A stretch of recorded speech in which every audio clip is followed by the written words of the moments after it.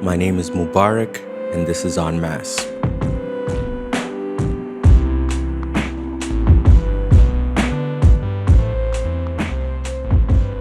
Hello, welcome to En Masse Podcast. If you're new to this podcast, make sure to go to enmassepodcast.com to check out some of the older episodes where I discuss a variety of topics, usually pretty in-depth, long episodes. This one is even relatively short in comparison to those episodes, so make sure you check that out. You could also go on patreon.com/enmassepodcast if you want to support. And even $1, 50 cents, whatever you can give is always appreciated. And thank you so much to those that have already supported because it helps a lot.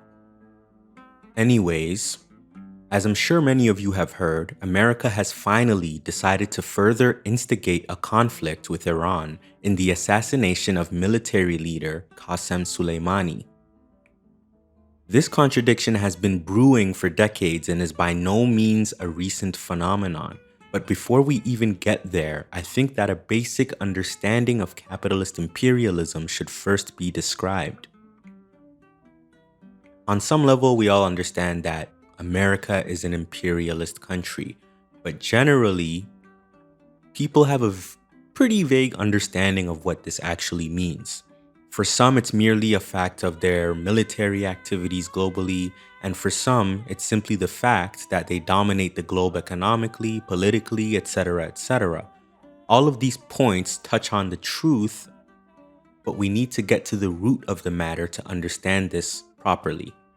When we look even further into the past, it's easy to see that some of the older imperialist states included the Egyptian Empire and subsequent Greek and Roman empires. You had some other empires in Mesopotamia, Africa, all over the place.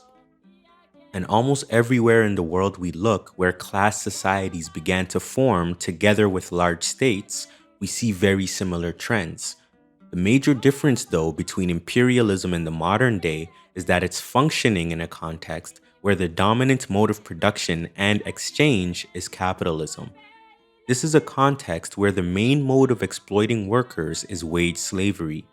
Other forms of exploitation and slavery still exist, but generally speaking, they still serve to fuel the capitalist system. A perfect example being child slavery in exploited countries and the sex trafficking industry that's present on a global scale. Overall, though, wage slavery, the exploitation of the proletariat or working class by the hands of the bourgeoisie or capitalist class, is the dominant way in which the global economy functions and sustains itself. Therefore, understanding how capitalism functions is the only way we can fully understand imperialism in the modern day. It certainly has inherited certain things from the earlier modes of production, but overall it requires its own analysis to be fully grasped. To keep this explanation of capitalist imperialism as simple as possible, every capitalist business, firm, or corporation must compete against other businesses and corporations in the capitalist market in order to survive. This means that they have to perfect the ways in which they earn and sustain profit. This includes knowing how to effectively exploit workers and also nature. This also means that the natural process for a capitalist enterprise that is relatively successful must also know how to effectively expand its reach. And in the past century, we've seen the rise of monopoly capitalism as a result. Monopoly capitalism being the existence of very large corporations and businesses that dominate the capitalist economy, such as Walmart, Barrick Gold, Apple, Glencore, etc., etc. Libertarians and classical liberals claim that monopoly capitalism is merely crony capitalism, but the problem with this explanation is that it can't take into account the fact that giant monopolies come directly out of the nature of capitalist competition. Competition certainly comes into contradiction with monopolies under imperialism, but overall, large monopolies came out of smaller companies merging or expanding quicker than their competitors to stay afloat. The quote-unquote successful companies today have expanded their reach to practically every continent. Whether in the financial sector, manufacturing, or retail, we see many companies or the subsidiaries of large companies everywhere. In the case of America and Britain's relationship with Iran, though, a relationship that is the basis for the tension we see today between the West and Iran, we have to take a closer look at the oil and gas company British Petroleum, or BP for short. For a more in-depth explanation of capitalist imperialism, however, make sure to check out Lenin's book, Imperialism, the Highest Stage of Capitalism, which you can find online, and there's also Kwame Nkrumah's Neo-colonialism, the Last Stage of Imperialism, which also discusses some of the same dynamics. To get into some of how the relations between British capital and the Iranian government and monarchies began, I have to give somewhat of a backstory. So in 1901, roughly a decade before World War I, many of the world imperialist powers, which included Britain, France, Germany, and Imperial Russia, were scrambling around the world and competing for profits. This included seeking newer markets and colonial subjects, as well as looking for valuable natural resources to exploit. This competition would also later become the basis for what was World War I. In the case of Britain, they hired a capitalist by the name of William Knox D'Arcy to seek out resources and solidify deals with whoever was in charge of a given territory to the benefit of Britain. Although he was British-born, his family ended up moving to the newly colonized Australia in the mid to late 1800s, which is where he began his capitalistic pursuits, specifically in the extractive industries. It's important to note that capitalism has always been fundamentally tied to colonialism, the theft of land, genocide, and total disregard for nature and non-European peoples for the sake of profit. So much goes into fooling our proletarian class into thinking we can make it big under capitalism, but if you really look at the history, the biggest companies from back then are still the biggest companies today. At the end of the day, though, all of this is built on colonialism, and so to be successful in a capitalistic world is to inevitably support this fact. Why do we think that the majority of the biggest celebrities and capitalist entrepreneurs rarely, if ever, discuss these realities in depth, and even when they do, they only pay lip service half of the time, aside from maybe a few exceptions? Either way, William Knox D'Arcy, who was considered a protege due to his track record in earning significant profits in Australia and New Zealand in the late 1800s, used the capital earned from the settler colonial projects in Australia and New Zealand to explore for oil deposits in Iran. Oil being a highly sought-after commodity at the time due to its many uses, especially when it comes to its role as fuel for vehicles of all sorts. Through this oil exploration, he and his cohorts were eventually able to solidify what's known as the D'Arcy Concession in 1901, which was signed with the support of Muzaffar ad-Din, who was the Shah of Iran around that time. The deal would become the birth of the Anglo-Persian Oil Company, which would later change its name to the Anglo-Iranian Oil Company before becoming BP, or the British Petroleum Company, today. This deal basically stipulated that the Iranian or Persian state would only receive 16% of net profits from the exploitation of the oil. This number would later be, slightly altered in later years, but the absurdity of how low it was would become the basis for American and British imperialism within Iran, and the subsequent backlash by Iranians in general. So fast forward, one of the pivotal points in American-Iranian relations occurred in the 1950s, when American and British interests decided that Mohammed Mosaddegh, the 35th elected Prime Minister of Iran, was no longer fit to be Prime Minister, primarily because one of the things he did at the time was to completely nationalize Iran's oil. What this did was to basically not allow BP to have an economic advantage in the country. Therefore, the British Petroleum Company, following the nationalization of Iran's oil by Mohammed Mosaddegh, was basically angry that they no longer have the upper hand in the exploitation of Iranian oil, which means they wouldn't be able to make an exceptional amount of profit to the detriment of Iran and its people, generally speaking.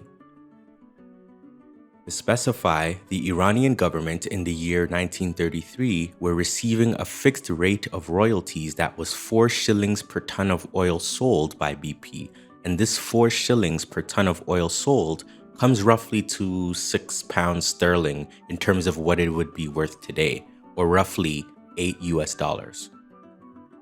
And on top of this 4 shillings per ton at the time, they would receive 20% of the distribution of dividends to the ordinary stockholders or the reserves of the company above £671,250 sterling. To get an even clearer picture of the exploitative nature of the relationship, the 4 shillings weren't subject to change, even if the price of oil were to increase. In fact, it was deliberately set low to protect British interests in case the price of oil were to decrease. So even if the price of oil at the time were to hypothetically double, they'd still only be earning the 4 shillings per ton. Therefore, the Iranian state would have been making less and less money as time proceeded, while British capitalists and the British state profited more and more as the profitability of the company increased, especially if the price of oil were to increase for whatever reason. To drive the point home even further, in the years 1945, 1946, and 1947, respectively, Iranian revenue, including royalties and taxes, amounted to 5.62, 7.13, and 7.10 million pounds, respectively, while British government taxation reached 15.63, 15.59, and 16.82 million pounds, respectively, for those 3 years. That means that the British government was earning more than double what the Iranian government was earning through taxing the then Anglo-Iranian Oil Company, or British Petroleum, BP. Mind you, this doesn't even include the amount of money that was going to the stockholders of the company in dividends, and only looks at how much the British and Iranian governments received relative to one another. With all of this in mind, one could see how there would be tension not only between the Iranian government and the Americans and British interests, but also between the working classes of Iran and those imperialist interests, which is why it's not surprising that the original Communist Party of Iran, which was founded in 1920 and eventually became the Tudeh Party, had a hand in pushing for the nationalization of Iran's oil during Mossadegh's place as Prime Minister of Iran. So long story short, Iran's parliament voted to nationalize its oil in 1951 and voted for Mossadegh as prime minister to enact this policy. Some of his policies that were relatively progressive for Iran at the time included some more benefits for workers as well as taxing landlords and other things. The imperialist oil interests in Britain and America therefore decided to put sanctions on Iran's oil to make it difficult for them to sell, and also increased the production of oil in Saudi Arabia and elsewhere to compensate for their quote-unquote lost revenue in Iran. And this definitely had an impact on Iran. Without money coming in from selling oil due to the blockade set up by the imperialists, it then becomes difficult to pay workers and maintain equipment. So it put a strain on Iran's economy, as sanctions always tend to do. To add, Mossadegh began to lose some support from some of the more conservative segments of Iran, such as the religious clergy and the like, many of which preferring a monarchy. The Communist Tudeh Party, however, generally supported Mossadegh, and this was part of the reason as to why the imperialists wanted to punish Mossadegh to combat the growth of communism generally speaking. So the American and British plotted a coup to get rid of Mossadegh and reinstate the Iranian monarchy, which preceded Mossadegh. So in this section, I'm going to talk a little bit about some of the methods in which they employed in order to have a successful coup and get rid of Mossadegh in 1953. So, we often hear the word coup or coup d'etat and have a general idea of what that means. One organization or party wants power, and so it takes it away from another organization or party. The thing we need to recognize, though, is that it's far more ridiculous, in this case especially, when we look at the way in which imperialist powers like the US or Britain actually engaged in this particular activity. It actually involved an immense degree of outright lies, deception, false flags, and more. So, in November and December of 1952, while Mossadegh was still Prime Minister of Iran, British and American intelligence, the CIA and the MI6, met in Washington to formulate their plan to control Iran's resources on behalf of BP, or the British Petroleum Company. It was initially the British interests that pushed for a solution that involved the overthrow of Mossadegh, and this eventually made its way to the CIA that completely supported replacing Mossadegh with Mohammad Reza Shah, who was a descendant of a long line of monarchists that ruled over Iran. It's amazing seeing how the phony American and other imperialists run around the world talking about democracy and freedom of choice, but at the end of the day, they run around meddling in other people's countries, giving them no choice as to how their countries will run, and this is a major problem and exposes the hypocrisy of capitalist imperialist countries in general. Following this initial meeting, there were a series of meetings, one in Beirut and the other in London, geared towards fleshing out the details of their scheme. These meetings involved people like Kermit Roosevelt Jr., who was the chief of the CIA's Near East and Africa Division. Mind you, this guy was the grandson of former US Presidents Theodore Roosevelt, and Theodore Roosevelt's son, who was Kermit Roosevelt Sr., was also heavily involved in World War I and World War II. And in case you were wondering, Kermit Roosevelt Sr. was the cousin of Franklin Delano Roosevelt. I'm pointing this out because it's funny seeing how the so-called bastion of democracy, which is the United States, is realistically just ruled by families who are themselves part of the capitalist class. In recent times, we've had the Clintons, Bushes, etc., etc. But there's clearly a long line of nepotism in America that hasn't gone away. Anyways, Kermit Roosevelt Sr. was heavily involved in these meetings to overthrow Mossadegh, as well as Roger Goiran, who was the CIA's chief of station in Iran, among many other people. One of the other major players was Donald Wilbur, who was a spy and quote-unquote expert on the Middle East. He was one of the key architects of this scheme. He famously wrote a book entitled Adventures in the Middle East, Excursions and Incursions, which goes into details as to their plans to overthrow Mossadegh. This general plan has been known as Operation Ajax in the West since then. In addition to the external agents involved in this coup, there were also Iranians that obviously colluded with the imperialist interests. The Rashidian brothers, who were wealthy quote-unquote businessmen, really just capitalists, that colluded with the British during World War II, were paid £10,000 a month for the simple task of sabotaging Mossadegh's government. With this, they were able to bribe members of parliament, buy press companies in order to spread false propaganda against Mossadegh and the communist Tudeh party, etc., etc. They also had a very large network of collaborators that included religious leaders, soldiers, and other members of parliament, and more. Another prominent figure in this case was General Fazlollah Zahidi.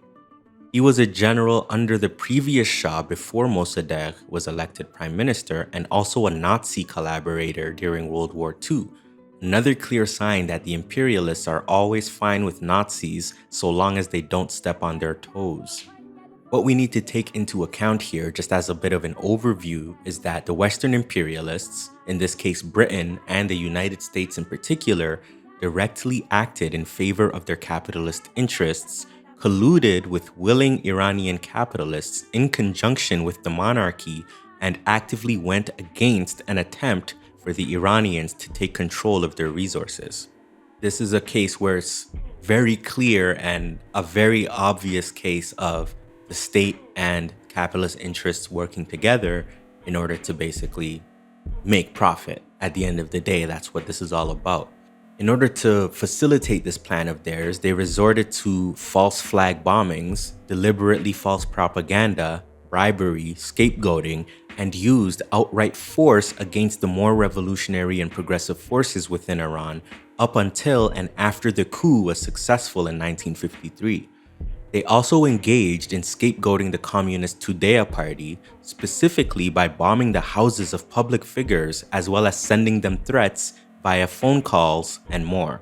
So they would basically bomb something and then claim that, and somehow leave something on the scene that suggested that it was the Tudeh party that did it, or they would, send someone a death threat and claim it was the Communist Party doing it when it clearly wasn't.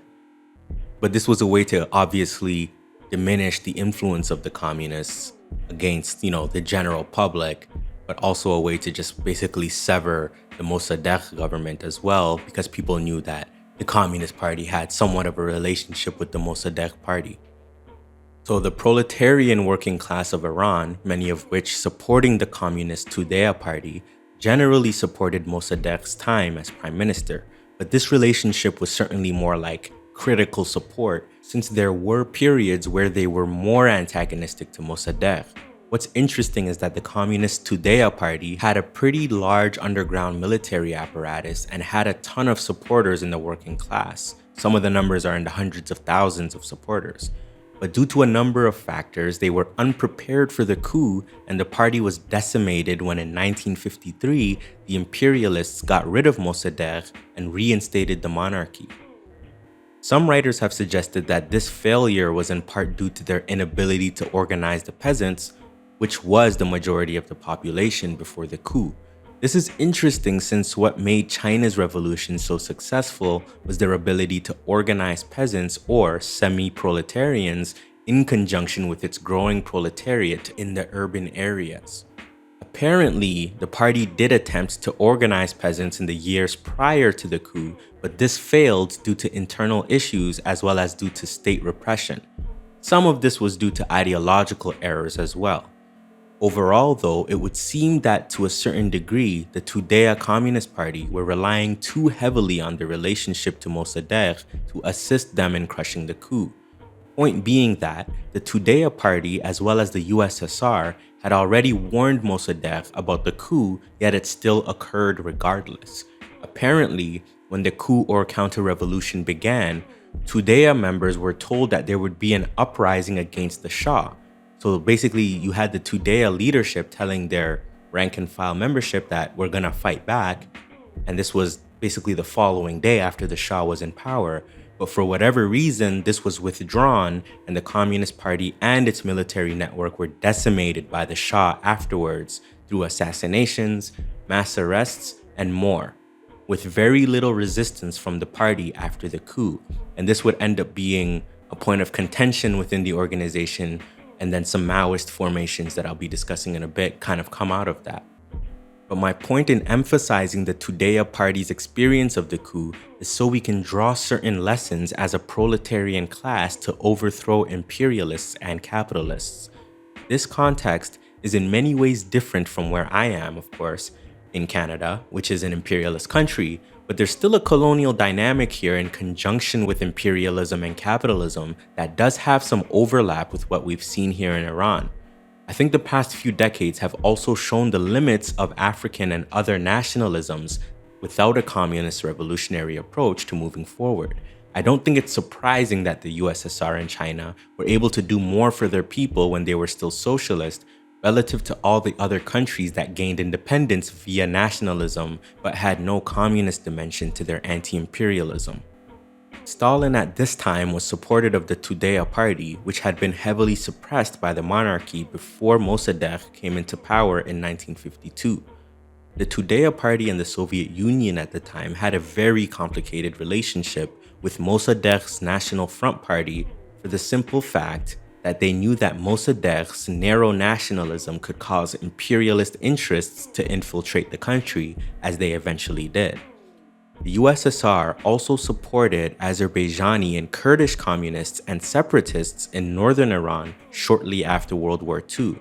This was short-lived and eventually crushed due to pressure from the US, and so eventually the Soviet troops left and the remaining Azerbaijani and Kurdish forces were exiled or executed by the monarchy that was in power prior to Mossadegh's government. In terms of the 1953 coup that overthrew Mossadegh, What's interesting is that the Soviet Union basically predicted the coup and admonished it shortly after it occurred. But that was only one line within the party. There was another line in the Communist Party of the Soviet Union that wanted to open up more trade to Iran and so didn't care about the coup at all, really. So there were contradictory reports in the USSR's main newspaper, Pravda. There was one that was admonishing the coup, saying it was a terrible thing, which it was. But there was also another line, which I would call and refer to as the revisionist line, that was suggesting that deals were being made to open up more trade with Iran after the US had already installed a puppet regime that was the monarchy following the 1953 coup. According to the author Nikki R. Keddy in her book Neither East Nor West, and I quote, "At this time, the Malenkov transition to a post-Stalin foreign policy had just begun, and there was hope of diminishing American hostility with a Soviet policy more amenable to compromise. With the rise of Khrushchev, Moscow's interest in competing in the Third World grew, as did its perception that non-aligned and nationalist movements could help shift the correlation of forces away from the post-war American hegemony. As Arab nationalists would find out throughout the rest of the decade, however, the Soviets might verbally condemn American actions and call for a united front against imperialism, but when the chips were down, the Soviet Union was unwilling, unable, or perhaps both, to defend its credibility with costly and determined actions." Close quote.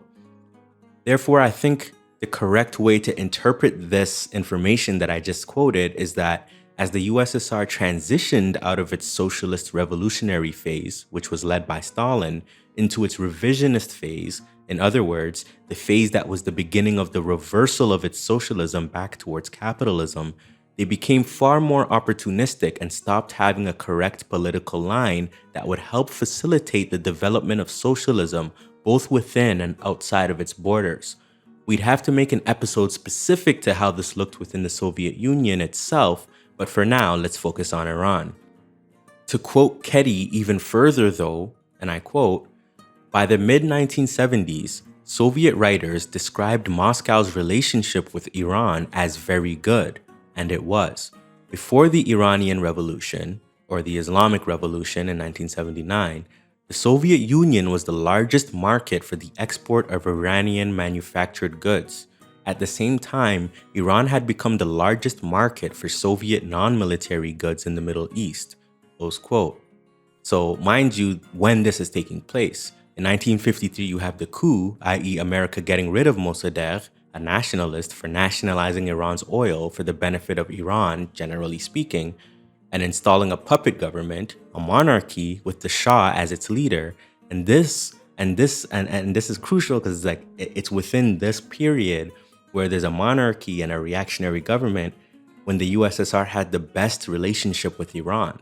That's messed up, and a hallmark of revisionism has always been its ability to integrate itself into the capitalist world, hoping it can have a quote-unquote non-antagonistic relationship with capitalist interests that eventually end up overwhelming it.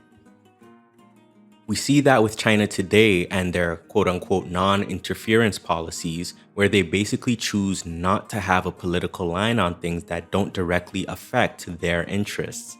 Therefore, while Iran was directly being controlled by imperialist interests and a reactionary monarchy, the Soviet Union in its transition to capitalism began to develop what was referred to by the USSR in the 1970s as a good relationship. It's said that before the Islamic Iranian Revolution in 1979, which put into place the leadership we know today in Iran, that there was very stable Soviet investment in the Shah's regime.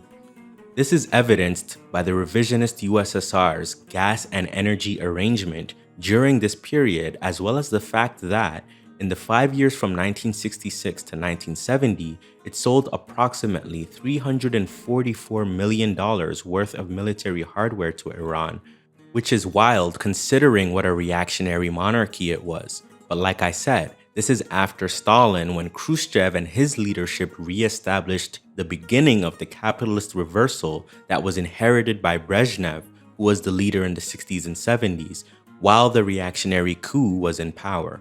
Another gross thing the revisionist USSR did in the 80s was that it supported Iraq and Saddam Hussein during the Iran-Iraq war that began in the 1980s by providing weapons to assist them, which is interesting because the US also provided support to Saddam Hussein as well. But it's funny because the Tudeh party, which was revisionist at this point in the 70s because they supported the Soviet Union basically no matter what. But what's funny about this is that during this period, after the Islamic Revolution happened, they were opportunistically supportive and basically tailed the Islamic Revolution. Mind you, this is while Maoists were fighting them, and I'll get to that in a bit. But this is interesting because what the Soviet Union did basically left the Tudeh party to dry, basically, because they chose a line of basically supporting. And mind you, the Soviet Union initially supported the Islamic Revolution.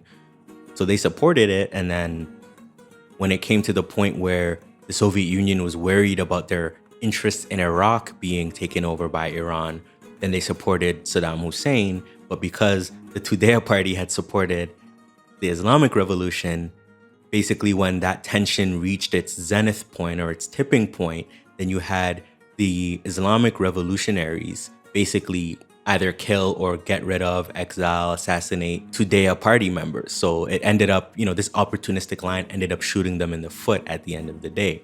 So again, this opportunistic line in which they chose to take, that being the Tudeh party, ended up leaving them vulnerable, in the same way that, they're, and I mean, in the context of Mosaddegh, it was a little bit more complicated, so I'll give them that. But at the end of the day, their inability to properly organize, the peasants and the workers in general in unison kind of left them to dry in the initial case with Mosaddegh. But then again, you have the same thing where they tail the Islamic Revolution and then end up getting purged once again because of their inability to take a line that is broader and that understands all the contradictions within Iran. What's interesting is that China had virtually no relationship to Iran while the Shah's reactionary government was in place between 1953 and 1979. And it wasn't up until the Iranian Revolution in 1979 happened when the Chinese revisionists after Mao had decided to establish more relations with Iran. Although some of this began in the late Mao years when he and his supporters were no longer as influential within the party. With that said though, I think it's fair to critique the Maoist faction of the Chinese Communist Party for even allowing the revisionists back into the party, this being those such as Deng Xiaoping, Xi Jinping's father, etc., etc. And this was clearly an error in retrospect. So I briefly discussed some of the Maoist formations that developed in Iran at the time, so I'm going to delve into that a little bit as well. And like I said earlier, the reason I'm discussing initially the Tudeh party's relationship with the Iranian government and now the Maoist organizations or formations relationship with that same government is in order to show you, the different interests and how they basically contradicted one another and tried to overcome or overwhelm one another. In the initial case, you had, support of the Tudeh party coming from, the proletarian class, which means, there's given needs that come out of an industrialized workforce and things like that. So that manifested itself into the Tudeh Communist Party. But eventually, some of the political lines that led to the failure of that Tudeh Communist Party led to other formations such as the Maoists, who basically disagreed with the way in which the Tudeh party was initially tailing Mosaddegh and then later tailing the Islamic Revolution. So it's important to see these as different lines within the proletarian class and different lines that exist as a result of trying to overcome and beat capitalism at the end of the day. So this is a direct reflection of, the contradictions and problems that come out of trying to seek liberation as a class of proletarian people. But anyways, a more correct Maoist line began to appear within Iran in 1969, and this is around the time of the Cultural Revolution.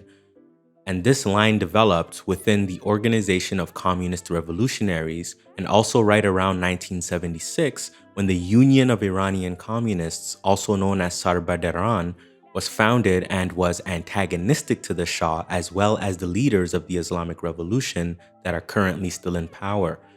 Some of these Mao Zedong thought-leaning organizations split from the Tudeh party around the Sino-Soviet split because the Tudeh pledged allegiance to the Soviet Union even when it transitioned into its revisionist phase.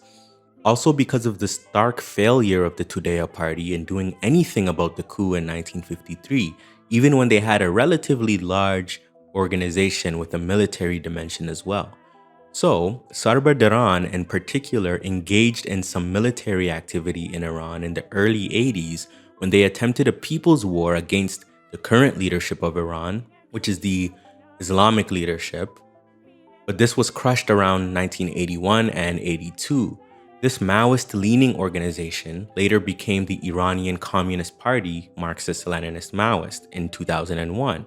But unfortunately, they followed the ridiculous new synthesis line of Baba Vakian and the RCP USA, and therefore abandoned Maoism in doing so. This topic in itself would require an episode, but it's important to note that they did have a more correct line back in the day as Sarbar Daran, since the current leadership of Iran certainly is and was very anti-communist, even if they do have some decent anti-imperialist stances against America, for example. It's possible that Sarbar Daran's attempt at people's war in Iran was short-lived, since they weren't yet prepared for an offensive but chose to do one anyways. And that's at least my understanding so far from reading about the conflict in the 1980s. It certainly looks like they attempted a people's war without having as much support from Iran's base of workers and peasants that would be necessary for a sustained effort against the state. Many communists or communist-adjacent people were executed by the Islamic Republic Party that currently runs Iran. So even if we're against an American-led invasion in Iran, it doesn't necessitate that we see the Islamic Republic Party as somehow good in itself, especially when they have many reactionary aspects as it pertains to murdering people in the LGBTQ community, murdering communists, and, exiling and torturing and doing things to other progressive forces as well. Which leads us to current events on January 3rd, 2020, when the American imperialists decided on a whim to assassinate Qasem Soleimani, who was one of their top army officials. Iran retaliated some days later by bombing some American bases in Iraq and by accidentally shooting down a Ukrainian airline plane on its way to Kiev from Iran's capital, Tehran, on January 8th, 2020. And although things have calmed down a little bit since Iran admitted it shot down the plane by accident, it'd be absurd to think that this is somehow the end of the conflict between Iran and the Western imperialists like Canada and the US. Ever since American interests and the Shah lost power to the Islamic Republic Party in 1979, the West, especially the American state, in conjunction with its capitalist oil and other interests, have regarded Iran as their sworn enemy, and similar to Mosaddegh, have done everything in their power, such as economic sanctions, for example, to regain their control of Iran's resources as they've done in Iraq and Afghanistan. Therefore, the Iranian government is progressive only insofar as it is anti-imperialist, so we should be against the Western imperialist interests invading Iran since it would hurt the proletariat there without a doubt. But with that said, this doesn't make the Iranian Republic Party and the current theocracy a fundamentally progressive force. They still suppress any attempt of proletarian power being a reality in Iran. So we should still support and uphold a revolutionary line that would support a revolutionary communist and hopefully Maoist organization in Iran that would seek to overthrow the Iranian Republic Party and defend Iran from the imperialist forces and also build socialism. Time will tell how this plays out, but it's important to recognize that at the end of the day, we need a revolutionary Maoist approach that can properly analyze the conditions of Iran or of any other context in order to build the socialism that the world direly needs if we want to better our existence on this planet. So we should completely denounce the Western imperialists and their attempts to instigate a war, but to do that effectively also means planning to effectively build revolution within Canada or the US or wherever you are, through a protracted people's war that can affect and influence the development of socialism away from capitalist imperialism in general. Being against US intervention in Iran does not mean we have to love everything about Iran and its government. It just means we have to understand the complicated dynamics that are at play. Anyways, thank you so much to those that have supported this podcast. This is En Masse Podcast. You can reach enmasspodcast.com in order to access all previous episodes as well as future episodes. I don't want to say I plan to be releasing more episodes more regularly, because I've said that in the past, and then certain things have happened that have stifled that from happening. But I'll just put that out there and I will show and prove, basically, and you'll see. But aside from that, if you want to support, I recommend you go to patreon.com/enmassepodcast, or just Google En Masse Podcast, Patreon, or you can go to the website enmasspodcast.com and find the Patreon link on the side, which should be on the left. I believe it's under the donate. It's in the donate section. And you can donate, if you want to donate $1, that's fine. Anything helps. This is something that the more support we get, the more support it receives, the more I'll be able to do it consistently. So yeah, thank you so much for tuning into this episode. I just wanted to give a kind of backstory to Iran that took into account all the different, class forces, all the different contradictions that came out of that. There's no way I touched on every single possible thing within Iran, but at the end of the day, this is important in order to understand the current reality where, the US aggressors are basically attempting to invade Iran again, the same way they did to Iraq and Afghanistan.